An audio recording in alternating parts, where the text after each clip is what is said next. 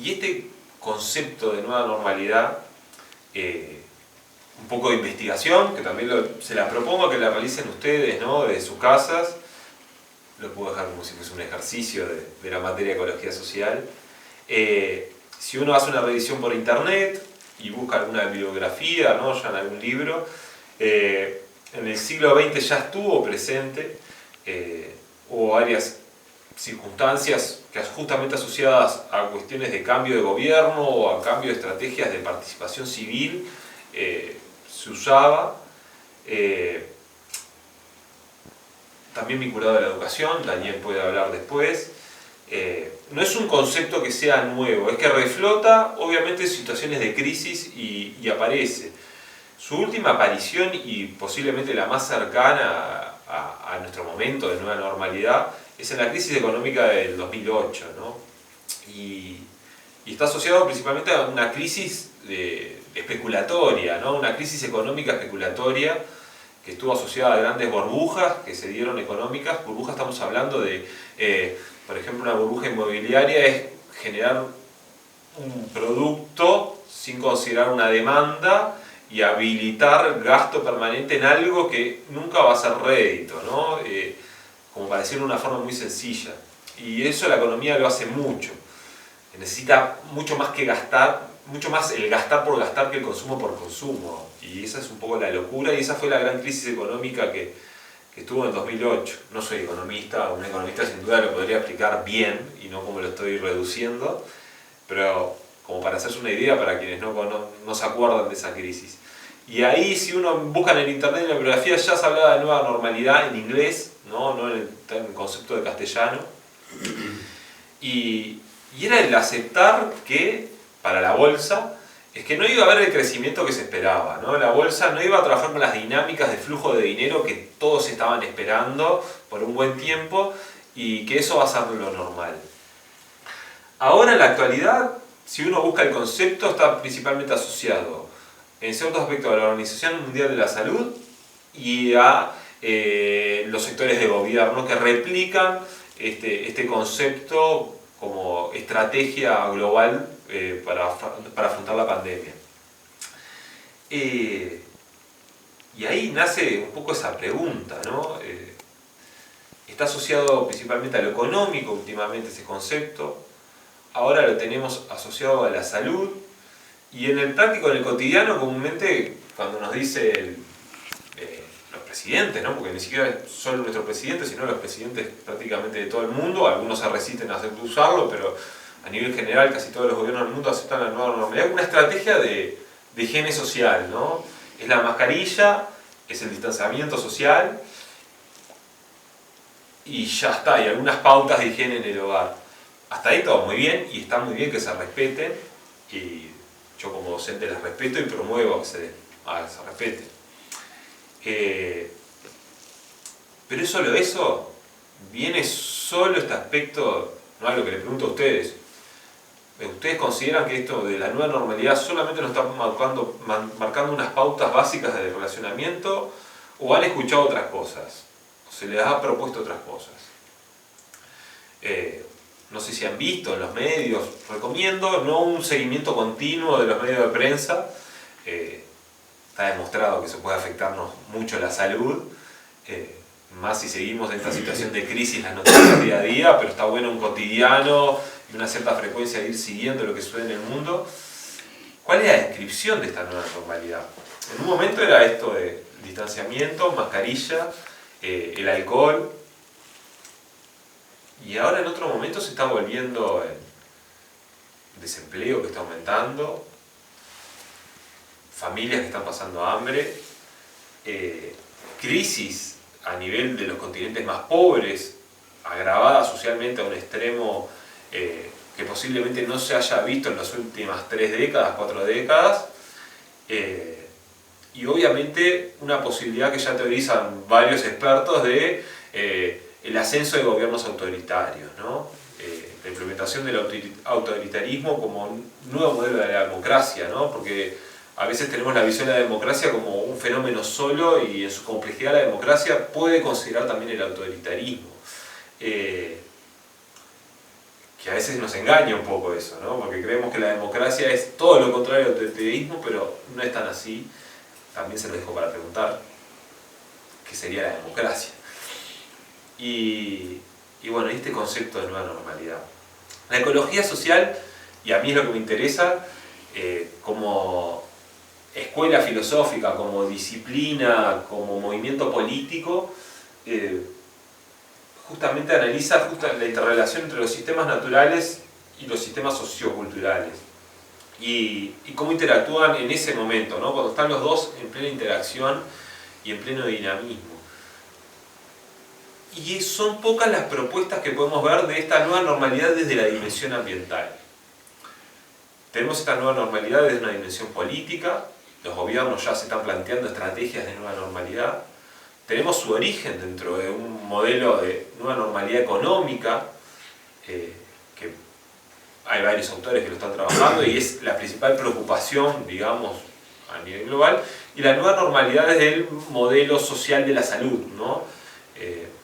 Y lo ambiental, me pregunto, en esta nueva normalidad, ¿lo estamos tratando?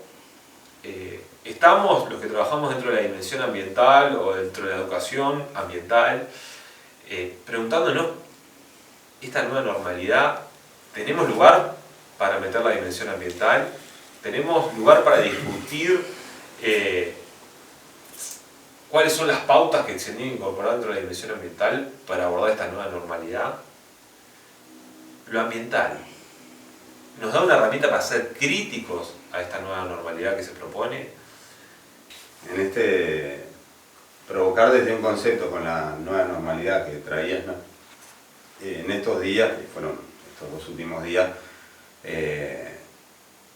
me vino esto de vincular a la educación, ¿no? Porque nosotros estamos hablando desde un enfoque pedagógico, o sea, en una cuestión curricular, en la formación.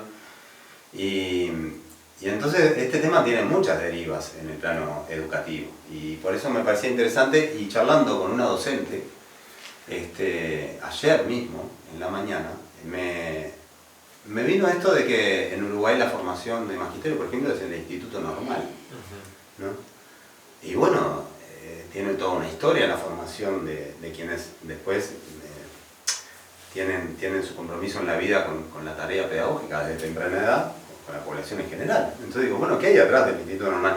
Y bueno, en una aproximación que hay que profundizar y también provoco a hacerlo, que se va a relacionar a otros temas que hablamos, digamos, en el detrás de cámaras hace un momento, es que en la educación tiene un origen, al parecer, en una corriente educativa muy fuerte en fines del siglo XIX en Argentina, que se quiso volver modelo y así se volvió también en todo el continente, en toda Latinoamérica, que tiene que ver con una corriente que nacía en principio de las clases dominantes, de la oligarquía, y que quería generar una suerte de homogeneización y de una adaptación de la sociedad al mundo que se venía, ¿no? Se venía la explosión de la cuestión industrial en América, era necesario tener fuerza de trabajo, y de alguna manera gauchos libres, sobrevivientes a las masacres contra los pueblos originarios y los inmigrantes europeos más pobres que estaban llegando, todos pasaron por el mismo filtro que fue esa normalización, ¿no? Entonces uno empieza a hacer ciertos paralelismos, porque la sociedad actual tiene una previa a esta nueva normalidad, que hay datos objetivos de esto, no es una opinión, sino que es la desigualdad, la brecha de desigualdad, esto que Nacho refería hace un momento. Que es un dato interesante a tener presente en este contexto de nueva normalidad, ¿no? Antes de todo esto, justamente uno de los indicadores que se estaba hablando en los últimos 2-3 años más fuertes para América Latina es la brecha social, claro. Lo que técnicamente estamos hablando de la desigualdad social, ¿no? Y el aumento vertiginoso que estaba teniendo en esta última década, que viene de ese contexto. Sí, ¿no? Y en ese sentido estaba pensando también que pese a los periodos, para no hacer una referencia directa a gobiernos o partidos, nosotros de lo educativo tratamos de que la dimensión de lo político es una dimensión de lo humano, de lo social, de lo sociocultural, no es que no podemos esquivarlo, lo que tenemos que tener como cierta pulcritud, cierta impecabilidad, en que esto no quede afiliado a un color o a un partido. Pero sí tenemos hasta el deber, la responsabilidad de nuestras tomas de decisiones, nuestra forma de organización social. Son temas que entran en la arena del pensamiento de nuestra dimensión política, ¿no? Entonces, tenemos que pensar que desde ese enfoque político o ecológico político en el continente, a la par que esta desigualdad y esta expulsión de las comunidades rurales, también ha habido, digamos, un avance de un modelo de extractivismo sobre los territorios. Hay indicadores clarísimos, objetivos, tanto en parámetros de los elementos, como puede ser desde el agua, desde las florestas, la biodiversidad en general. Entonces, están como en una línea paralela, digamos, lo que se puede ver en indicadores, que es objetivo previo a este momento de crisis. Entonces, acá lo que me parece que esta grieta es una gran oportunidad, ¿no? Es una gran oportunidad para afirmar ese camino en el que se venía o para repensar el camino para donde se quiere ir.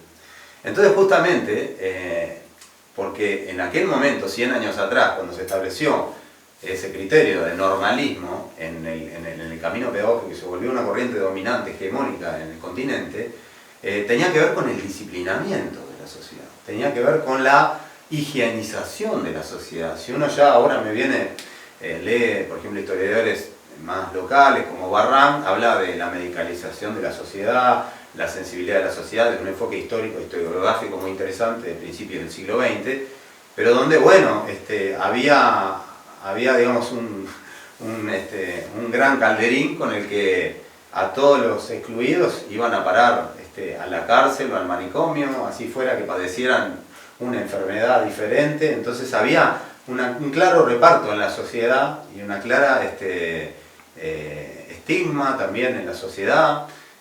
Entonces, esto de fines del siglo XX, 1800, también hay que pensar que era el momento en que en esta banda oriental se estaba firmando un modelo de propiedad de la tierra. Hace poco, leyendo sobre el tema de la tenencia de la tierra, en aquel momento creo que no llegaba al 20% de la tierra que estaba en manos privadas.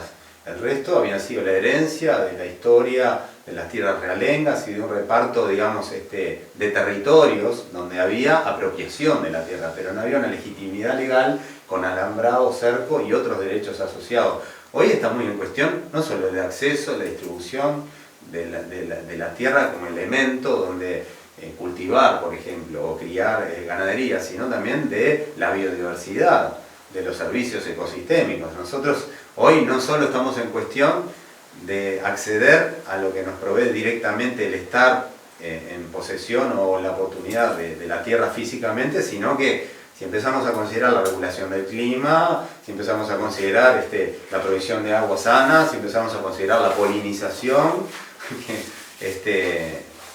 hay otros elementos que empiezan a ser valorados, y entonces hay una oportunidad de que eso sea un bien común, que sea la oportunidad de la sociedad de acceder a eso, o que nuevamente el mercado empiece a pasarlos para dentro del mercado, volvernos mercancía, y entonces a afirmar ese modelo en el que se venía. Entonces, volviendo para atrás, un primer tema que tiraba era si no se puede convertir como en un mito refundacional, no fundacional, de afirmar una forma y un camino donde ya se venía transitando injusticia social, injusticia ecológica, degradación y cierta afirmación de ciertos sectores de la sociedad sobre esto, y que eso se vuelva natural y se naturalice, pero también hay una oportunidad al estar en crisis, de creativamente cuestionar y problematizar esas relaciones.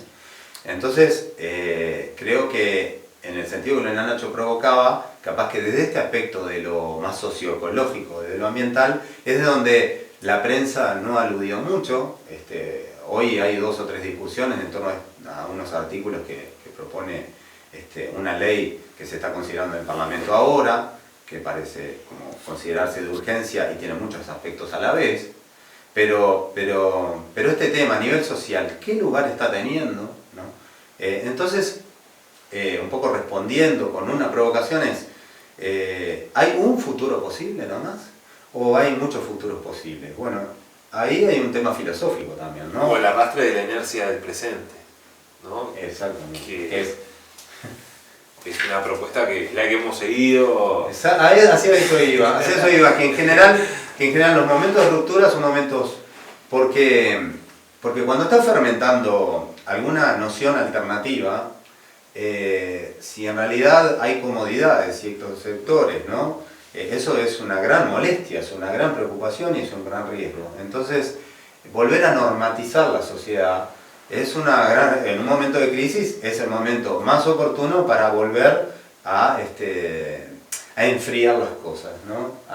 Como las estalactitas que se van formando en la piedra, ¿no? Es digamos un proceso quizás diferente a la erosión y a lo metamórfico, ¿no? Sino que es un proceso más de afirmación, de solidificación. Un poquito de hormigón a la capa. Claro, como de reafirmar.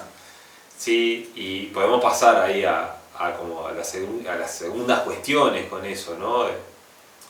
Para ir cerrando. Que me interesa que trabajemos también en el concepto de nueva normalidad y qué es el diálogo, qué es el pensamiento crítico y qué es la reacción, ¿no? Porque vamos a entrar a lo que es el concepto de nueva normalidad como constructo social y ahí vamos en ese camino.